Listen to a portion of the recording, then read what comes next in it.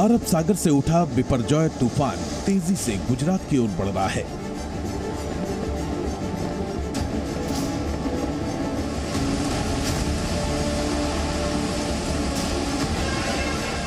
कुछ ही घंटों में ये तूफान कच्छ जिले के जखौ पोर्ट से टकराने वाला है।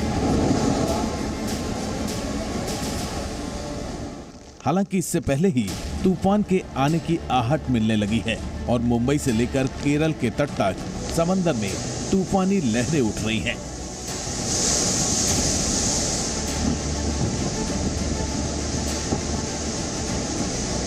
तटीय इलाकों में तेज हवाएं चल रही हैं, जिससे समंदर किनारे बसे लोगों की टेंशन बढ़ गई है। इसीलिए प्रशासन ने समंदर के आसपास का इलाका खाली करा लिया है।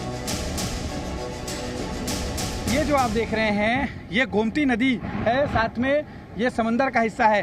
ये गोमती नदी और समंदर का संगम स्थल है और यहाँ पर सबसे ज़्यादा तूफानी हवाएं और तेज़ बारिश की संभावना है। ऐसे में एहतियातन सारे कदम उठाए जा रहे हैं। सभी दुकानें यहाँ पहले ही बंद करा दी गई हैं। बोट्स जो इस गोमती नदी में चलते थे ये पूरी तरह से बंद करा दिया गया है। झूलता पुल अगर हम आपको दिखाएं, जो झूलता पुल है वो नदी के दोनों तरफ को कनेक्ट करता है, उसे बंद करा दिया गया है। जो यहाँ पे स्पोर्ट्स बाइकें चलती थी उसे पूरी तरह से बंद कराया गया है। सैलानियों के इस जगह पर आवाजाही को पूरी तरह से रोक लगा दिया गया है। दरअसल चक्रवात बिपरजॉय का सबसे ज्यादा असर गुजरात में हो सकता है, लिहाजा यहाँ तूफान के किसी भी असर से निपटने की फूल प्रूफ तैयारी की गई है।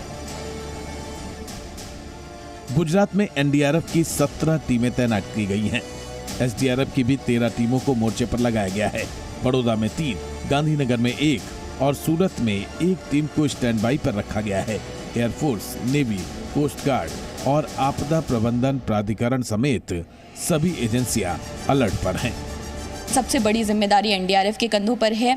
किस तरह से तैयारी की गई है, कितनी टीमें भेजी गई हैं। हमारे साथ DIG operations NDRF Mohsin Shahidi साहब हैं। सर, कितनी अभी तक की बात करें तो महाराष्ट्र और गुजरात में ज़्यादा असर देखने को मिलेगा, तो किस तरह से तैयारी की गई है, कितनी टीमें डिप्लॉय की गई हैं एनडीआरएफ की ओर से? देखिए, एनडीआरएफ की कुल 17 टीमों की तैनाती की जा रही है। इसमें से 12 टीमें अपने निर्धारित स्थान पर पहुँच चुकी हैं, 5 टीमें रास्ते में हैं और जल्द ही वो अपने डेस्टिनेशन पर पहुंच जाएंगी। इसके अलावा एसडीआरएफ की भी 13 टीमों को तैनात किया जा रहा है। गुजरात पर खतरा सबसे बड़ा है, इसलिए पूरी गुजरात सरकार ने मोर्चा संभाल लिया है। खुद मुख्यमंत्री पूरे ऑपरेशन की मॉनिटरिंग कर रहे हैं और मंत्री ग्राउंड जीरो पर पहुंचकर हालात का जायजा ले रहे हैं।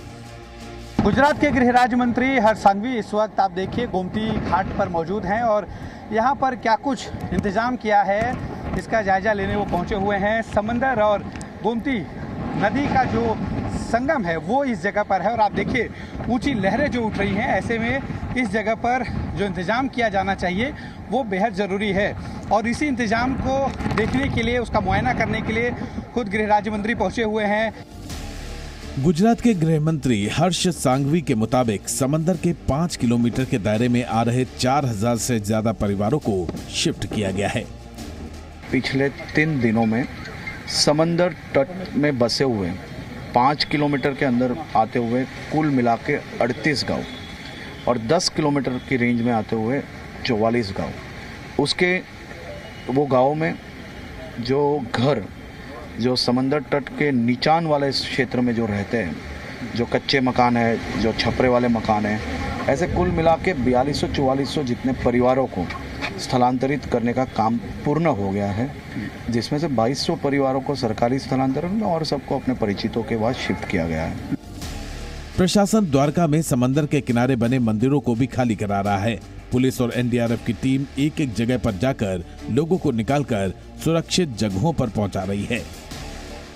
ये तूफान जो है 14 और 15 तारीख को सबसे ज़्यादा इफेक्ट होगा। 15 तारीख को लैंडफॉल के साथ साथ जब यहाँ पर तूफानी जो है लहर चलेगी उस वक्त यहाँ पर कोई मौजूद नहीं रहे, इसका पूरा ध्यान रखा जा रहा है। पुलिस जो है ऑफिशियल्स लगातार अलग अलग जगहों पर जाकर सारी चीज़ों का मुआयना कर रहे हैं। जिन लोगों ने अभी तक जगह खाली नहीं की उन्हें खाली करने के लिए कहा जा रहा है। आपको तस्वीर दिखाते हैं।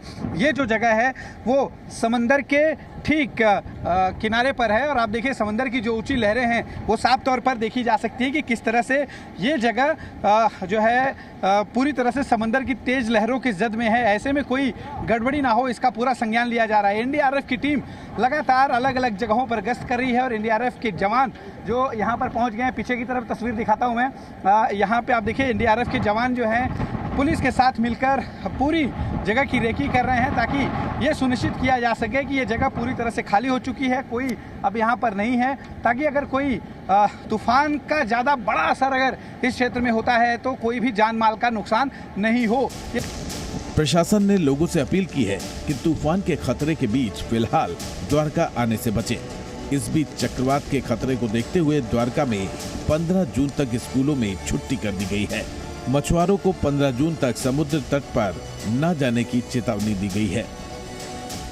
जो प्रशासन है उसने साफ तौर पे मछुआरों को कह दिया है कि वो किसी भी तरह से नाव चाहे छोटी और चाहे बड़ी वो लेकर पानी में ना उतरें, क्योंकि 13 जून को जो रफ्तार हवाओं की 60-70 किलोमीटर प्रति घंटे की रफ्तार से बह रही है, 15 जून आते आते ये रफ्तार 150 किलोमीटर प्रति घंटे की होगी और तब जो समुद्र के अंदर आप करंट इतना ज्यादा होगा कि नौका को संभालना लगभग नामुमकिन होगा। इसी वजह से जितनी भी नौकाएं हैं आप लाइन से देख सकते हैं और उस लाइन के आगे भी अगर आप देखेंगे जितनी भी छोटी छोटी नौकाएं हैं, बड़ी नौकाएं भी हैं, वो इस वक्त समुद्र के किनारों पर खड़ी कर दी गई है। मौसम विभाग के मुताबिक बिपरजॉय तूफान 15 जून की दोपहर तक कच्छ के तट को पार करेगा। उस वक्त इसकी रफ्तार 125 से 135 किलोमीटर प्रति घंटा तक हो सकती है। 15 तारीख शाम के आसपास सौराष्ट्र कच्छ और इसके आसपास जो पाकिस्तान की कोस्टल एरिया है इसमें तट को पार करेगा। तब इसका wind speed 125 to 135 kmph, gusting to 150 kmph हो सकता है। और ये जो विंड स्पीड है ये एक वेरी सीवियर साइक्लोन स्टॉर्म का विंड स्पीड है और इसका डैमेज पोटेंशियल लार्ज स्केल हो सकता है। गुजरात के कच्छ, जामनगर, मोरबी, गिर सोमनाथ, पोरबंदर, वलसाड और द्वारका को अलर्ट पर रखा गया है। मौसम विभाग ने गुजरात के कई जिलों में बारिश के साथ तेज हवा चलने की आशंका जताई है, जिसका एहसास अभी से हो रहा है। ब्यूरो रिपोर्ट, जी मीडिया।